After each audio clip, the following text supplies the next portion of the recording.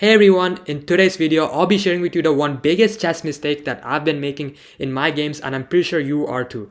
So give me a couple of minutes and I'll show you what exactly you have to look out for the next time you play a chess game. Okay, I'll be showing you two of my OTB chess games very quickly while explaining so you get a clear-cut idea of what I'm trying to say. So before I show the games, let me tell you what my biggest chess mistake was. And it's not developing my pieces completely before the opening phase ends and just deciding to attack or do whatever I want in the middle game. Now hold up, before you click away thinking, this is just another basic beginner level video, let me show you how this is not obvious at all and how I ended up losing to a national master and a 1900 rated player just because I overlooked this simple idea. And the reason why I say it's not obvious at all is because after both of these games, I had no clue what I did wrong and I was just left scratching my head like, why did I lose? Or maybe it's just me, but we'll see. Okay, so first is gonna be my game as black against a national master. This is actually from the state chess championships that I played recently, and the game started out as Sicilian Taimanov, and quickly as you see we reach into a position where we'll be castling on opposite sides of the board, and so far development looks all natural, right? Okay, there's a trade, and then after that I still continue developing, but here's the key moment I would say.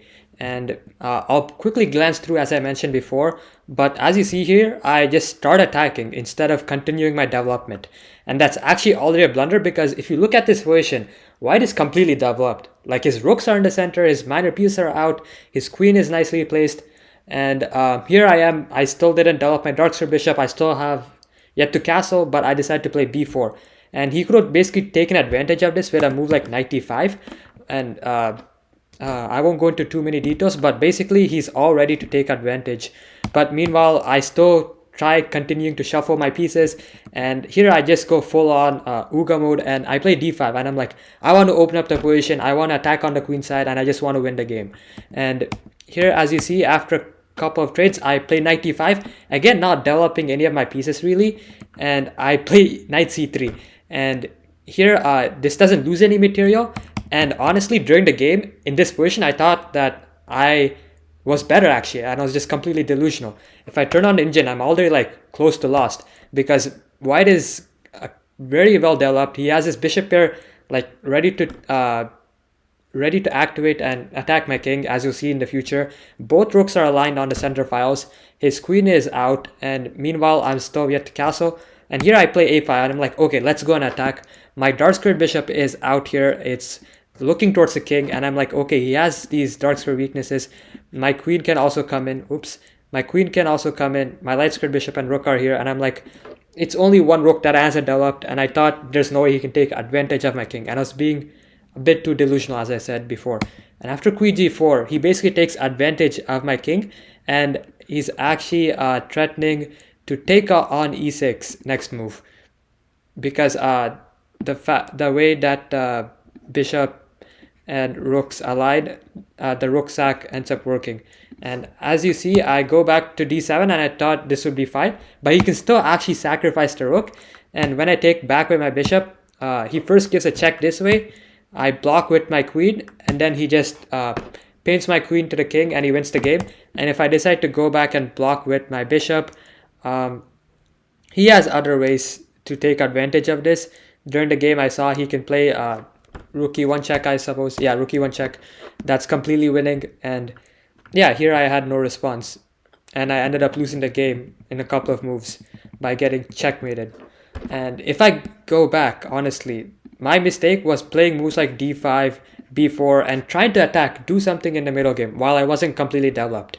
And at that time when I lost, I was kind of confused. I was like, I thought I was better, maybe I wasn't, what happened? But now looking back, when I went home, I just see that I didn't develop my pieces and tried to attack him while he was completely all ready. So this is what I'm trying to get across, and I'll show you a similar game where instead of attacking, I did something else, and how that didn't work out as well. Now, before I show the other game, I would like to mention there are exceptions, of course, to this rule. Like recently, I made a video on a game between Magnus Carlsen and Vladimir Kramnik, where Magnus basically keeps moving his knights again without continuing his development in the opening phase. And in that video, I explained why it's actually fine to do that in that particular case. So of course, there's exceptions as always with anything in life. But in general, I want you to understand this concept and try to apply it when you play your chess games. Okay, this is my second game and I'm playing as black again. And this is a different opening. It transposes into an exchange, Queen's Gambit declined. And here, as if we zoom through a couple of moves, I start to reroute my pieces again instead of developing my other pieces which haven't developed yet. And as you see here, I keep moving my knights back and forth, and then I move my queen again and I move my knight again. And meanwhile, if you look at the past couple of moves for white, he's been bringing his queen in, he brought his other rook in, and he plays a move like e4, fighting this critical pawn break where he also brings his knight in with tempo. And in this position, if you take a quick look, I spent too much time just randomly moving my other pieces around trying to find optimal squares, which is recommended if you have developed the rest of your pieces in general. But here again, I left my light squared bishop and rook on the other side of the board just untouched, and in a couple of moves I actually end up losing because again I move my queen and knight trying to find ways to attack white's king, trying to get something, but honestly a couple of pieces can't do damage against a whole army. So in this case, white was completely developed and he was in fact shuffling his pieces, or actually rather activating them to better squares instead of just shuffling. And I ended up in a completely lost position, again similar to last game. And if you look at it, I still haven't touched this rook, and this one light squared bishop move that I made didn't matter. I ended up losing it anyway. And if we go back, instead of just shuffling my knights back and forth, if I even played a move like bishop e6, protecting this f7 pawn and like bringing in the other rook or whatever, and just continuing development, it would have worked out. Now of course I didn't check with engine, so I'm not sure if it would work specifically in this case because white does have some threats, and my queen is awkwardly placed, but this is the general gist. And in fact, if I go back, I should have done that earlier when my queen was still a bit behind and in a safer zone. So this is what I'd like to emphasize in this video, on basically trying to develop all of your pieces before moving the same piece twice in general. Of course, there are exceptions, but this is the general idea.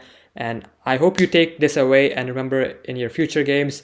And if you want more chess improvement videos, I've made a couple earlier. One of them being how to find any move in any position, not clickbait, because it has worked for me and it has definitely improved my game. So that's all I wanted to say for today, and hope to see you around next time. Bye.